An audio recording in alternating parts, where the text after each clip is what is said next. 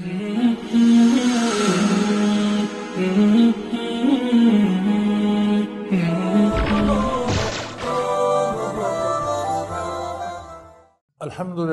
رب العالمین والصلاة والسلام علی حبیبہ محمد وآلہ وصحبہ اجمعین۔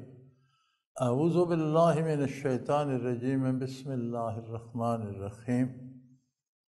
قرآن کریم میں جب قوم سمود پر عذاب آیا، آندھیوں کا، تیز ہواؤں کا، اور انہیں ہلاک کر دیا گیا، تو قرآن کریم ارشاد فرماتا ہے فی یوم نحسات، منحوس دنوں میں، انتہائی منحوس دنوں میں۔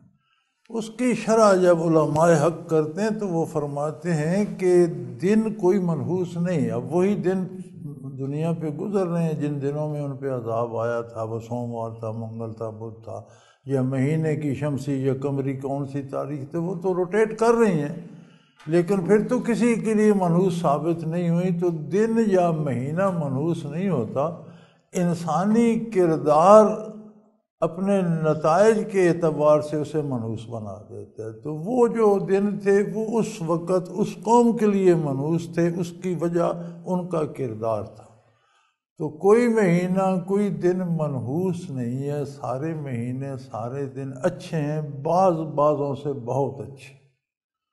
جیسے ہفتے سے جمعہ کا دن افضل ہے، لیکن باقی دن منحوس نہیں ہیں، باقی بھی اللہ کے مبارک دن ہیں، اور ان کی تعمیر ہمارے کردار۔ ایک ہی دن ایک شخص کے لیے مبارک اور دوسرے کے لیے منحوس ہو سکتا ہے۔ جیسے آپ دنیا میں دیکھتے ہیں، ایک دن ایک کے گھر میں شادی ہو رہی ہے، دوسرے کے گھر میں ماتم ہے، اب ماتم والا اسی دن کو برا سمجھتا ہے، شادی والا اسے مبارک سمجھ رہا ہے۔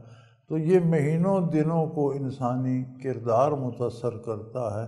ہم چاہیں تو اپنی عمر کے سارے مہینے، سارے ہفتے، سارے دن خوشگوار بنا سکتے۔ ہر بندہ ہر وقت یہ کوشش کرتا ہے کہ وہ اپنی غلطی تسلیم نہ کرے، اس کا کوئی اور سبب بتائے۔ ایک بندہ قتل کر دیتا ہے تو وہ کہتے ہیں یہ اس کا علاج یہی تھا، اس نے اتنا تنگ کیا۔ ایک چوری کرتے تو کہتے ہیں اس کا سبب ہے کہ میں بھوکا تھا، میں کیا کرتا۔ یعنی بندہ اگر جان بوجھ کر عمدن غلطی بھی کرتا ہے تو وہ کسی کے ذمہ لگانا چاہتا ہے۔ تو یہ دنوں کو منحوس سمجھنے کی ابتدا بھی انسانی اسی جبلت کی عکاسی کرتی ہے کہ وہ خود پر اعتراض نہ آنے دے کہ میری وجہ سے دن منحوس ہو گیا، بلکہ دن منحوس تھا اس لیے مجھ سے یہ ہو گیا۔